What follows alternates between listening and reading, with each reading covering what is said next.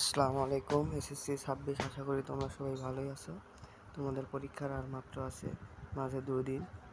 So যে 2 দিন 3 দিন আছে এটি সঠিকভাবে ব্যবহার করা খুবই গুরুত্বপূর্ণ। তোমাদের প্রথম পরীক্ষা হচ্ছে বাংলা প্রথম পত্র। যেহেতু প্রথম পরীক্ষা তাই এটি অত্যন্ত গুরুত্বপূর্ণ। যেহেতু তোমার প্রথম পরীক্ষা যখন ভালো হবে তখন অন্য সবগুলো পরীক্ষায় ইনশাআল্লাহ আশা করা যায় ভালো হবে। আর যদি প্রথম পরীক্ষাটা একটু খারাপ বা নরবলে হয় তবে তোমাদের পরের পরীক্ষাতে তার কিন্তু প্রভাব পড়বে। এই জন্য প্রথম পত্রটা অত্যন্ত বুঝে শুনে সঠিকভাবে দেওয়ার চেষ্টা করবে। আর বাংলা সাহিত্য যেহেতু আছে এমসিকিউ এবং সৃজনশীল প্রশ্ন লেখা লাগে, এজন্য বাংলা সাহিত্য বই প্রতিটি লাইন এবং প্রতিটি শব্দ দেখে বুঝে পড়া অত্যন্ত গুরুত্বপূর্ণ। তোমরা যদি শুধু বিভিন্ন ক্লাসের এমসিকিউগুলো দেখো তবে কিন্তু হবে না, কারণ এমসিকিউ তো অনেক সময় কিন্তু বই থেকে অনেক কিছু দেখলাম যে সেখানে অবস্থান করছে না। এই জন্য তোমরা প্রথমে যেটা করবে সেটা হচ্ছে তোমাদের বইটা অত্যন্ত গুরুত্বপূর্ণ সহকারে শব্দ টিকা, লেখক পরিচিতি, বিশেষ করে তোমাদের যে সারমর্ম বা সারাংশ থাকে, অর্থাৎ তোমাদের গল্প বা পদ্য বলে তারা কী বোঝাচ্ছে সেটা একটা অংশ থাকে, সেটি কিন্তু পড়া অত্যন্ত গুরুত্বপূর্ণ এবং যত্ন সহকারে ভালোভাবে পড়তে হবে।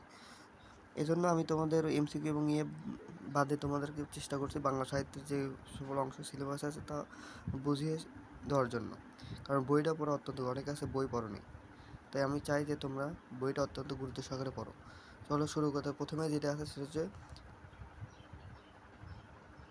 প্রথমে সিলেবাসে তোমাদের যেটা আছে সেটা হচ্ছে প্রতুপকার, ঈশ্বরচন্দ্র বিদ্যাসাগরের একটি গল্প। তো তোমাদের গল্প পড়ার আগে বলবো তোমরা প্রথমে শব্দ অর্থ টিকা পড়বা, তারপরে পড়বা হচ্ছে পাঠ পরিস্থিতি এবং পরে লেখক পরিস্থিতি এবং পরে হচ্ছে তোমরা গল্প পড়বা। এটা কিন্তু অত্যন্ত গুরুত্বপূর্ণ। চলো তোমাদেরকে এই জন্য প্রথমে শব্দ অর্থ টিকা একটু দেখায় দেওয়া যাক কেমনে কীভাবে পড়বা। শব্দ অর্থ টিকার প্রথমে আছে পদোপকার। প্রথমে যেটা দেশের হচ্ছে পদোপকার, উপকারের প্রতি উপকারীর প্রতি উপকার, অর্থাৎ যে উপকার করবে তার গল্পটাই কিন্তু এরকম পদোপকার, অর্থাৎ উপকারীর প্রতি উপকার। কেউ তোমাকে উপকার করছে তাকে তুমি তার বিনিময়ে উপকার করলে, এটা হচ্ছে পদোপকার। অভিরুচি, অভিরুচি মানে হচ্ছে ইচ্ছা, ইচ্ছা। সমবিবাহার, সঙ্গে নিয়ে, সমবিবাহার মানে সঙ্গে নিয়ে। নিষ্কৃতি মানে মুক্তি, নিষ্কৃতি মানে মুক্তি। কোপানল, কোপানল, কোপ ও অনল মিলে কোপানল। ক্রোধ বা রাগের আগুন, ক্রোধ বা অনল মিলে কোপানল, ক্রোধ বা রাগের আগুন।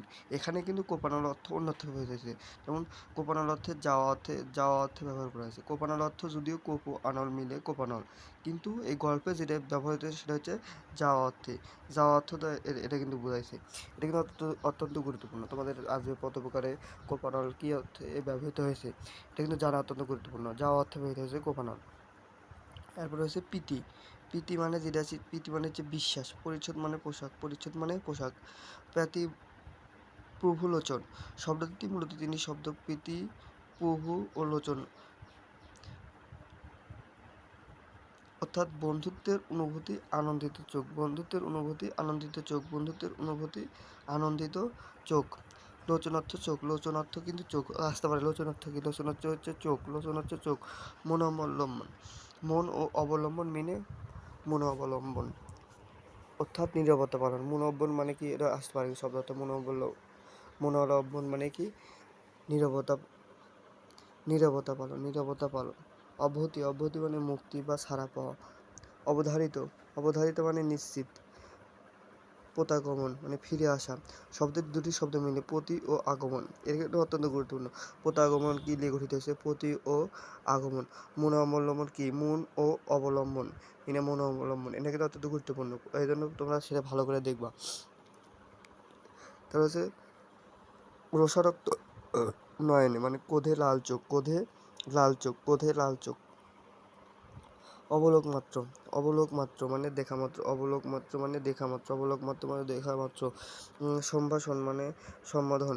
উৎকৃষ্ট, উৎকট, উৎকট মানে তীব্র বা অত্যন্ত প্রবল তীব্র, যেমন উৎকট গন্ধ, উৎকট গন্ধ মানে তীব্র প্রবল। উৎকট মানে তীব্র বা প্রবল। অবরুদ্ধ, অবরুদ্ধ মানে বন্দি করে রাখা, অবরুদ্ধ মানে বন্দি করে রাখা।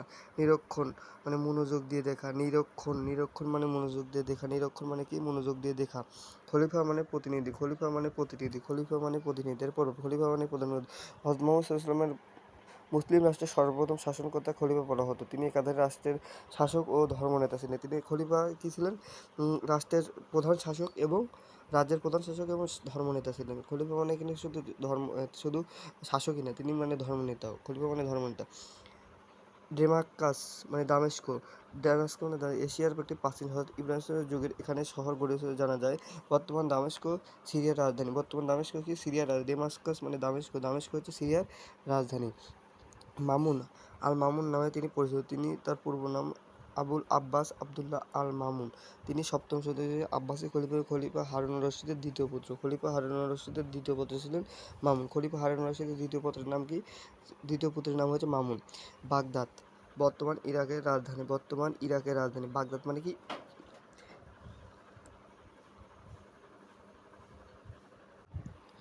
বাগদাদ হচ্ছে ইরাকের রাজধানী। ইরাকের রাজধানী, কিন্তু ইরানের নয়, ইরাকের রাজধানী। খলিফা হারুন আর রশিদের সময় বাগদাদের মুসলিম সভ্যতার শ্রেষ্ঠ নগরীতে পরিণত হয়। কোন সময়? খলিফা হারুন আর রশিদের সময় বাগদাদ মুসলিম সভ্যতার শ্রেষ্ঠ নগরীতে পরিণত হয়। কোন সময়? খলিফা হারুন আর রশিদ। আর খলিফা হারুন আর রশিদের দ্বিতীয় পুত্রের নাম মামুন। বাগদাদ কি বর্তমানে হচ্ছে ইরাকের রাজধানী। বর্তমানে হচ্ছে ইরাকের রাজধানী হচ্ছে বাগদাদ। আচ্ছা, এরপর হচ্ছে পাঠ পরিচিত। প্রথমকার রচনাটি আখানো মঞ্জুর, এটা কিন্তু অত্যন্ত গুরুত্বপূর্ণ। আখানো মঞ্জুর দ্বিতীয় ভাগ থেকে সংকলন করেছে। কোন ভাগ থেকে? এটা কিন্তু তোমাদের শর্ট প্রশ্নে তাতে আসতে পারে। প্রথমকার রচনাটি আখানো মঞ্জুর কোন ভাগ থেকে সংকলন করা হয়েছে? দ্বিতীয় ভাগ। ঈশ্বরচন্দ্র বিদ্যাসাগর রচিত হয় 1868 খ্রিস্টাব্দে। এটি মনে রেখো, 1868 খ্রিস্টাব্দে তিনি এটি রচনা করেন। বিশ্বের নানা দেশের ইতিহাস ও প্রসিদ্ধ ব্যক্তিদের জীবনী গৌরবোজ্জ্বল ঘটনা এ গ্রন্থে বিভিন্ন রচনার উপজীব্য। আখানা মঞ্জুরির যে তোমার যে সংকলন রয়েছে সেখানে কি হয়েছে? দেশের বিভিন্ন নানা দেশের ইতিহাস ও প্রসিদ্ধ ব্যক্তিগণের জীবনী গৌরবোদ্দীপ্ত ঘটনা গ্রন্থে রচনা করা হয়েছে। বিভিন্ন দেশের ইতিহাস ও প্রসিদ্ধ ব্যক্তিগণের জীবনী এখানে উল্লেখ করা হয়েছে।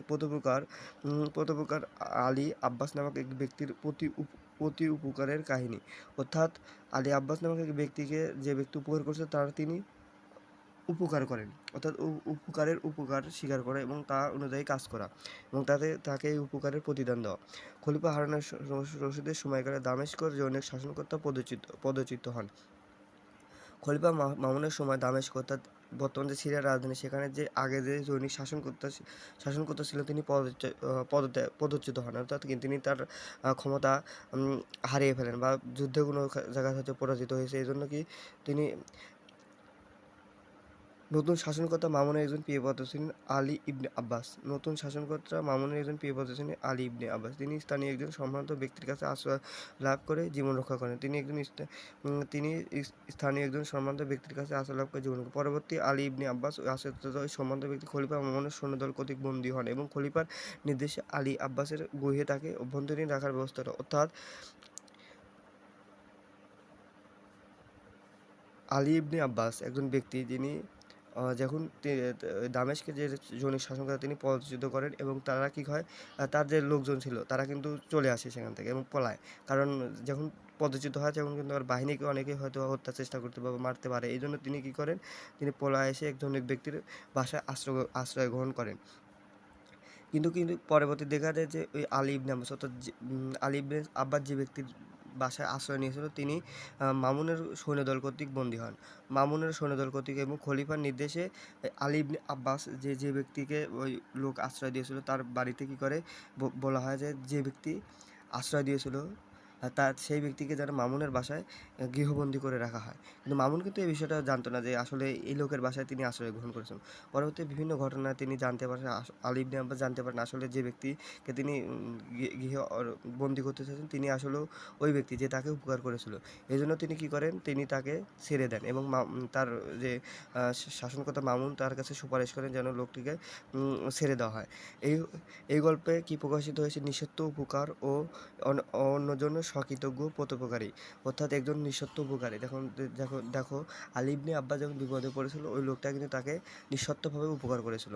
তাকে পরে দেখা যায় যে তার বাড়িতে 1 মাস থাকে, এবং পরে যখন তুই চলে আসবে, তার কাছে আলী ইবনে আব্বাসের কাছে তো কোনো টাকা পয়সা ছিল না। এই লোকটা কী করে, তাকে টাকা পয়সা দিয়ে কিন্তু সাহায্য করে। খলিফার মহত্বের রচনা প্রকাশিত, তিনি কয়টি বিষয় প্রকাশিত হয়েছে দেখছো? নিঃস্বার্থ উপকার, সকৃতজ্ঞ পরোপকার ও খলিফার মহত্ব। খলিফার মহত্ব প্রকাশিত হয়েছে নিঃস্বার্থ উপকার ও সকৃতজ্ঞ উপকার ও পরোপকার। তাহলে উপকার, অন্যজন সকৃতজ্ঞ পরোপকার ও খলিফার মহত্ব। খলিফার মহত্ব, নিঃস্বার্থ উপকার, অন্যজন সকৃতজ্ঞ পরোপকার ও খলিফার মহত্ব। তোমরা পাঠ পরিচিত মুখস্থ করবে। অনেক সময় দেখা যায় যে গ বা ঘ নাম্বারে তোমরা যদি পাঠ পরিচিত তুলে দাও এবং কিছু অংশ লাগো, তাহলে কিন্তু অনেকটা নাম্বার পাবে। পাঠ পরিচিতির জন্য পড়া কিন্তু অত্যন্ত গুরুত্বপূর্ণ, ভালোভাবে পড়বো। এখান থেকে অনেক প্রশ্ন আছে, যেমন পরোপকার গল্পে কী প্রকাশিত হয়েছে? নিঃস্বার্থ উপকার, সকৃতজ্ঞ পরোপকার ও খলিফার মহত্ব, 3টা বিষয় প্রকাশিত। এটা কিন্তু অত্যন্ত গুরুত্ব। এবং কোন গ্রন্থ থেকে এটা রচনা করা হয়েছে? আখ্যান মঞ্জুরি 3য় ভাগ থেকে সংকলন করা হয়েছে। কত সালে প্রকাশিত হয়? 1868 খ্রিস্টাব্দে। 1868 খ্রিস্টাব্দে এটি প্রকাশিত হয়। এটি কিন্তু অত্যন্ত গুরুত্বপূর্ণ। এ ধরনের শব্দ অর্থ টিকা পাঠ পরিচিত তোমাদের পড়ালাম। এরপর তোমাদেরকে লেখক পরিচিতি পড়াবো।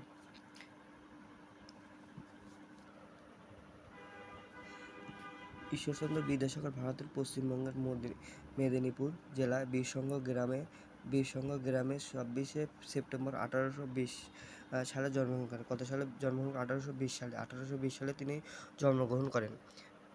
তার মূল নাম ঈশ্বরচন্দ্র বিদ্যাসাগর তার উপাধি। তার মূল নাম হচ্ছে ঈশ্বরচন্দ্র বন্দ্যোপাধ্যায়। তার উপাধি হচ্ছে বিদ্যাসাগর। এজন্য বলা হয় ঈশ্বরচন্দ্র বন্দ্যোপাধ্যায় না বলে ঈশ্বরচন্দ্র বিদ্যাসাগর তাকে বলা হয়। তার উপাধি হচ্ছে বিদ্যাসাগর। তিনি ছিলেন কলকাতা সংস্কৃত কলেজের ছাত্র। তিনি কলকাতা সংস্কৃত কলেজে তিনি কোন কলেজের ছাত্র ছিলেন? তিনি কলকাতা সংস্কৃত কলেজের ছাত্র ছিলেন। তিনি প্রথমে সংস্কৃত, পরে ইংরেজি ভাষায় পাণ্ডিত্য অর্জন করেন। দানশীলতার জন্য তিনি দয়াসাগর নামে পরিচিত। তিনি কী নামে পরিচিত ছিলেন? দানশীলতার জন্য তিনি দয়াসাগর নামে পরিচিত ছিলেন।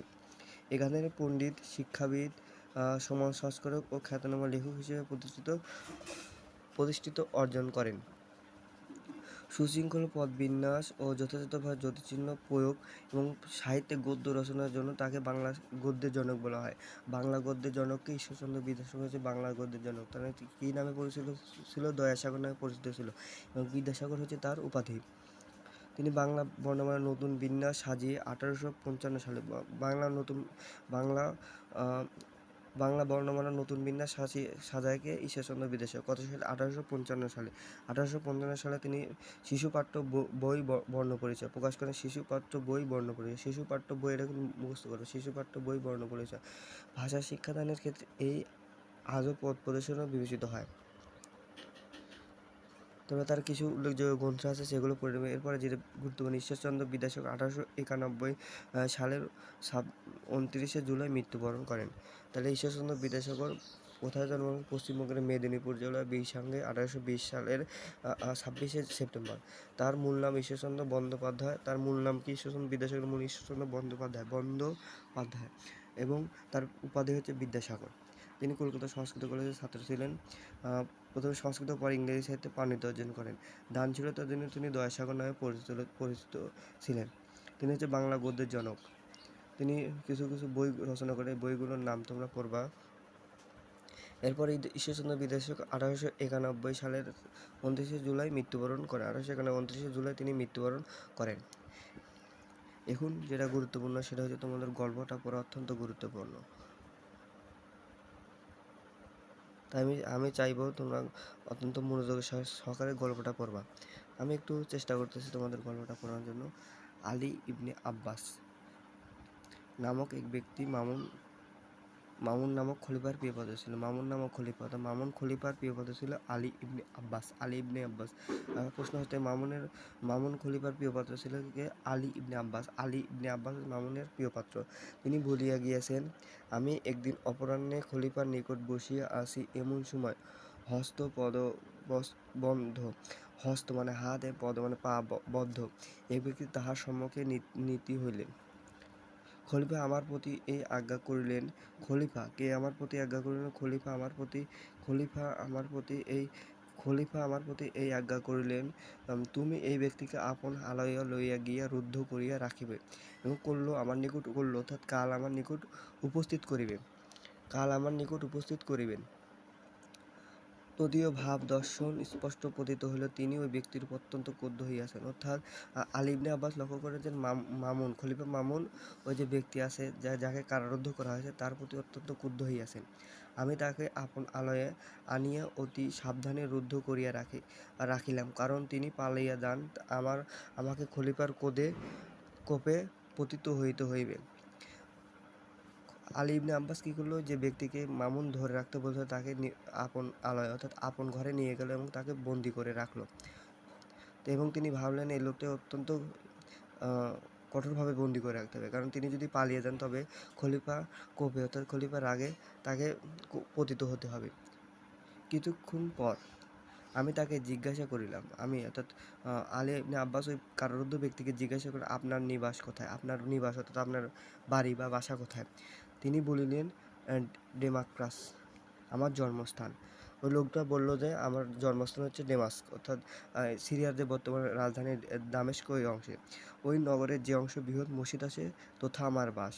অর্থাৎ দামেস্ক জানা একটা ইসলাম প্রধান দেশ ছিল, সেই সময় বৃহৎ যে মসজিদ ছিল তাতে আমার বাস। আমি বলিলাম, ডেমাস্ক নগরের বিশেষত যে অংশে আপনার বাস তাহার উপর জগদীশ্বরের শুভদৃষ্টি থাকুক। তাহলে আলী ইবনে আব্বাস বলল কি, যে অংশে ডেমাস্ক নগর এবং যে অংশে আপনার বাস তাহার উপর জগদীশ্বরের শুভদৃষ্টি থাকুক। কারণ জানো যে আলী ইবনে আব্বাস যখন দামেস্কে বিপদে পড়ে তখন ওই এলাকার একজন লোক তাকে আশ্রয় প্রদান করেছিল, কিন্তু এই লোকটা কিন্তু ওই লোকই। এজন্য তিনি বললেন কি, যে ওই অংশের লোক যেহেতু তাকে উপহার করেছেন, তিনি কিন্তু জানেন না যে ব্যক্তিকে ধরে রাখছেন তিনি ওই ব্যক্তি। এই জন্য তিনি জগদীশ্বরের শুভদৃষ্টি থাকুক, অর্থাৎ আল্লাহ তাআলার শুভদৃষ্টি থাকুক। ওই অংশের অধিবাসীর এক ব্যক্তি একসময় আমাকে পান দান করে দিয়েছিল, অর্থাৎ কি তাকে পানি রক্ষা করেছিল। তার জীবন বিনাশ হতে পারত, কিন্তু তিনি তাকে কী করছেন, রক্ষা করেছিলেন। তারপরে আমি এই কথা শুনিয়া আমার এই কথা শুনিয়া তিনি সবিনয় জানিবার নিমিত্ত, অর্থাৎ তিনি আমার এই কথা শুনিয়া তিনি জানতে চাচ্ছেন কীভাবে তোমাকে পান রক্ষা করেছিল এলাকার লোক, ইচ্ছা প্রকাশ করিল। আমি বলিতে আরম্ভ করিলাম। এই লোকটা যখন ইচ্ছা প্রকাশ করে তিনি কী করলেন, আলী ইবনে আব্বাস তা বলিত আলী ইবনে আব্বাস বললেন, বহু বছর পূর্বে ডেমাস্কের শাসনকর্তা পদচ্যুত হইল। যিনি তদীয় পদে অধিষ্ঠিত হল, আমি তাহার সমবেততা গিয়েছিলাম। পদচ্যুত শাসনকর্তা বহু সংখ্যক সৈন্য লইয়া আমাদিগকে আক্রমণ করিলেন। ডেমাস্কের যে আগে যে শাসনকর্তা ছিলেন তিনি পদচ্যুত হইয়াছিলেন, এবং আলী ইবনে আব্বাস ওই জায়গায় যে শাসনকর্তা ছিল তাহার এক পদে অধিষ্ঠিত ছিল। পরে দেখা গেল কি, পদচ্যুত যে শাসককর্তা তিনি বহু সংখ্যক সৈন্য লইয়া আমাদিগকে, অর্থাৎ তিনি তার যে পদচ্যুত তিনি তার ক্ষমতা পাওয়ার জন্য তাদেরকে আক্রমণ করিলেন। আলী ইবনে আব্বাস কী করলেন, যে পালিয়ে এক সম্ভ্রান্ত লোকের বাড়িতে প্রবিষ্ট হইলাম এবং গৃহস্বামীর নিকট গিয়া অতি কাতরতা প্রার্থনা করিলাম, আপনি কৃপা করি আমার প্রাণ রক্ষা করেন, আমার প্রার্থনা বাণী শুনিয়া গৃহস্বামী আমার প্রার্থনা বাণী, অর্থাৎ আলী ইবনে আব্বাসের প্রার্থনা বাণী শুনিয়া গৃহস্বামী কিন্তু ওই লোকটা যে ব্যক্তিকে তিনি কারারুদ্ধ করে, কিন্তু তিনি কিন্তু চিনতে পারছেন না লোকটাকে প্রথমে। আমি তদীয় আবাসে 1 মাস নির্ভয় ও নিরাপত্তায় অবস্থান করলেন। কতদিন? 1 মাস সময়কাল তিনি ওই ব্যক্তির নিকট নির্ভয় ও নিরাপদে আশ্রয় করিলেন। অর্থাৎ আলী ইবনে আব্বাস ওই কারারুদ্ধ যে ব্যক্তি, ওই ব্যক্তির বাসায় আশ্রয় গ্রহণ করেছিলেন। পরবর্তীতে তোমরা জানতে পারবে এটা।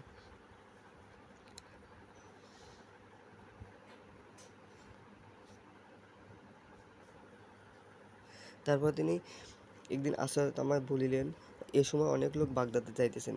যেহেতু তো আলী ইবনে আব্বাসের বাড়ি বাগদাদ, তাই তিনি বাগদাদে যাওয়ার ইচ্ছা প্রকাশ করিলেন, এবং যে ব্যক্তি আছে তিনি বললেন, একদিন আসাদ আমায় বলিলেন, এ সময় অনেক লোক বাগদাদ, আলী ইবনে আব্বাসকে এই যে ব্যক্তি তাকে থাকার জায়গায় তিনি বললেন অনেক লোক বাগদাদে যাইতেছেন।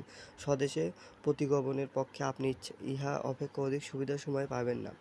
স্বদেশে অর্থাৎ নিজে বাগদাদ, স্বদেশ মানে আলী ইবনে আব্বাসের স্বদেশ হচ্ছে বাগদাদ, আপনি এই অপেক্ষা অধিক সুবিধার সময় পাইবেন না। আমি সম্মত হইলাম। আলী ইবনে আব্বাস এই কথা শুনিয়া তিনি তার নিজ স্বদেশ অর্থাৎ তার বাগদাদে যাওয়ার ইচ্ছা প্রকাশ করিলেন।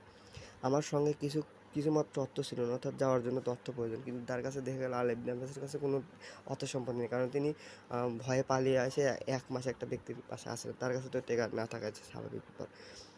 লজ্জাবশত আমি তাহার নিকটে যে কথা ব্যক্ত করিলাম না, তিনি আমার আকার প্রকার দর্শনে তাহা বুঝিতে পারিলেন।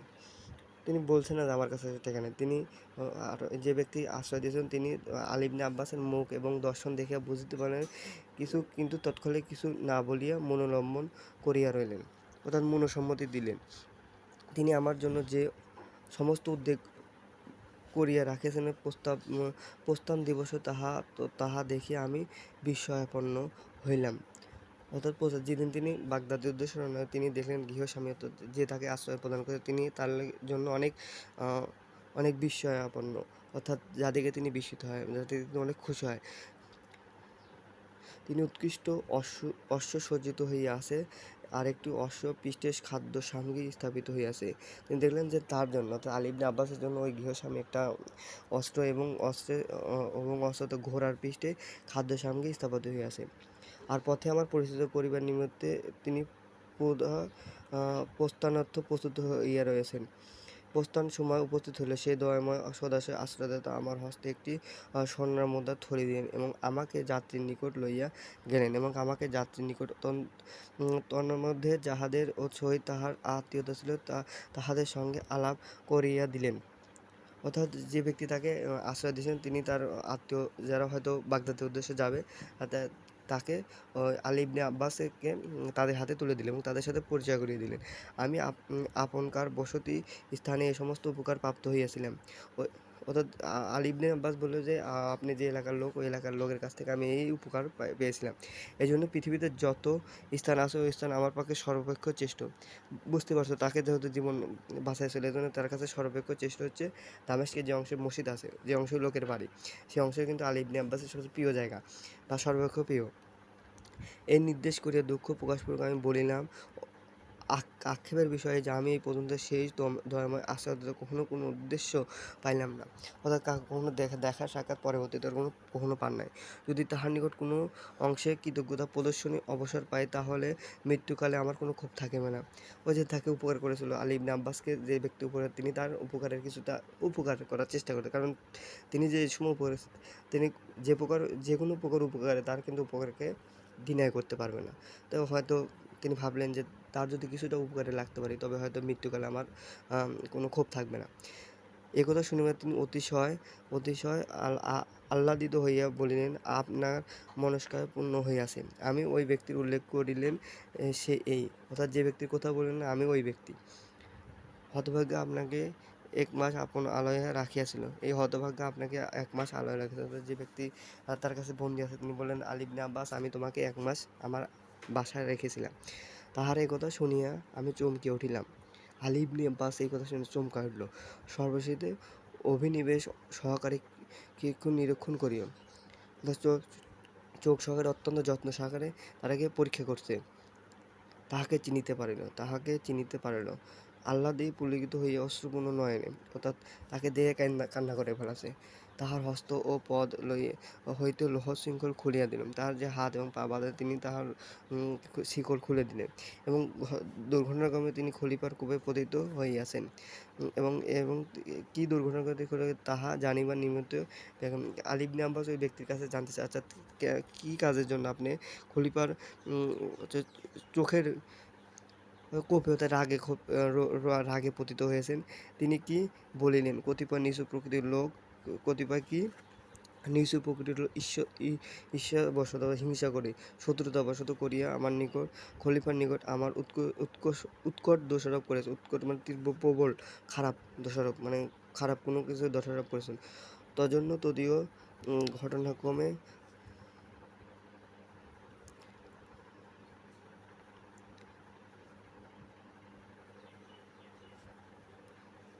আমার নিকট বিনীত প্রার্থনা, আপনি এই অনুগ্রহ করিয়া আমার পরিবারের নিকট এই সংবাদ পাঠিয়ে দিবেন, তাহলে আমি যথেষ্ট উপকৃত হইব। যথেষ্ট, তিনি বললেন খলিফা এখন আমার সময় আসিবার সময় স্ত্রী কন্যাদিগের শহীদদের